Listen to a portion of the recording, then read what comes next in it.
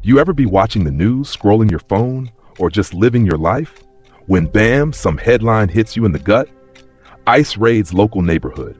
A number of people die in the hands of ICE custody. Or my personal favorite of Trump's. This guy opens up Alligator Alcatraz detention center in the Florida swamps for the people ICE arrests. Hold up, who the is ICE to be arresting people like this? Seriously, who are these guys? Well, you're about to find out. And I promise you, it's darker and deeper than you think. It all started after 9/11. America was scared. And when America gets scared, it builds big, expensive government stuff. So in 2003, ICE was born, short for Immigration and Customs Enforcement. It was part of this giant Homeland Security mashup, like Voltron made of paranoia. What was ICE's job at first? Busting counterfeiters, stopping smugglers, tracking cyber criminals, shady international stuff. But then something shifted. Post-2010, especially under certain administrations, ICE evolved, or maybe devolved, into something else altogether, a tactical deportation force. Fast forward to today, and ICE agents aren't wearing just suits or uniforms anymore. They're wearing tactical gear, ski masks, no name tags, unmarked vans, pulling up to courthouses, churches, schools, snatching people mid-prayer or even mid-testimony. And when people ask questions, we're just following federal policy. And here's something they don't tell you. ICE doesn't just do it alone. Through a program called 287G, local cops, sheriffs, school officers, even jail guards have been deputized to act like ICE. One handshake, one signature, and boom, they're ICE now. Your neighbor in a sheriff's polo shirt could be processing deportations on his lunch break. And under the Homeland Security label, here's something else you might want to know. ICE today is split into two wings. One is Homeland Security Investigations, deals with trafficking and crime. The other, ERO, Enforcement and Removal Operations. That's the one knocking on your door. That's the one filling detention centers like it's a hotel chain from hell. And it gets murkier. Some civilians have even been caught posing as ICE, fake badges, tactical gear, detaining migrants on their own. No federal orders, just cosplay with handcuffs and bad intentions. And extremist groups? Members of the Proud Boys have openly called for being deputized to help ICE round people up.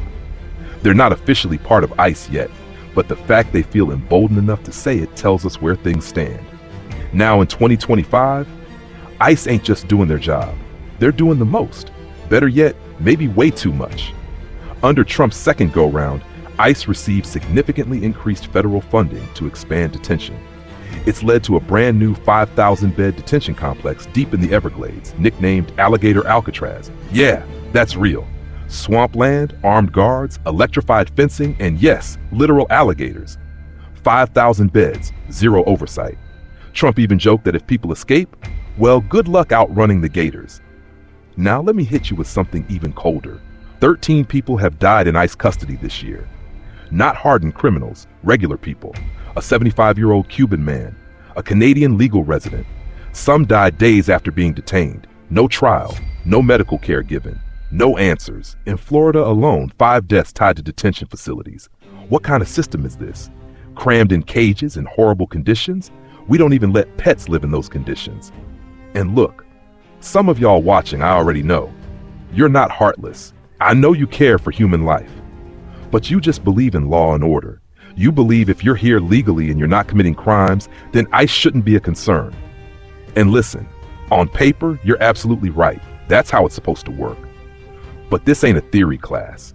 This is America in 2025, supposed to be land of the free, home of the brave. Remember that? But ICE has become so bloated, so aggressive, so unchecked. They've already arrested U.S. citizens by mistake. They've grabbed people with green cards, asylum status, hell, even veterans like this guy. Once you're in the system, good luck proving anything before they put you on a plane or into a cage. You think it can't happen to you? All it takes is one wrong name, one mix-up in the database, one overzealous agent in a vest, and suddenly you're in shackles. That's not freedom. That's not due process. That's not America. That's not one nation under God. But yeah, we need borders. We need rules. We need consequences. Yet we also need to ask, how far are we willing to go before we become something else?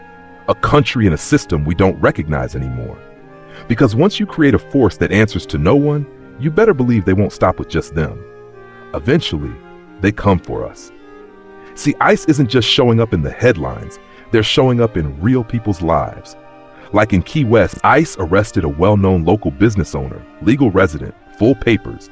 Even some of the cops were like, wait, what are we doing? The city immediately canceled its ICE agreement. Key West said hell no.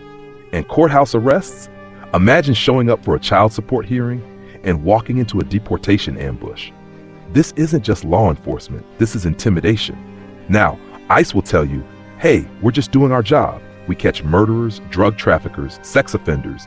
And yeah, that's true, for a small percent.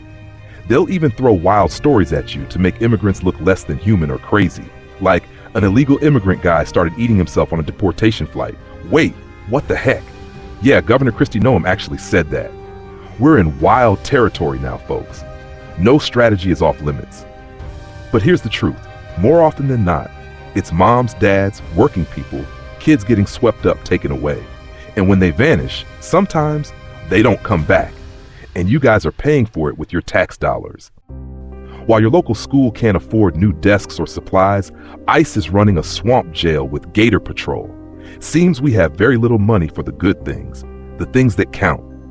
All while America's most vulnerable, immigrants, the undocumented asylum seekers, get turned into political props. And maybe worst of all, we've stopped asking real questions.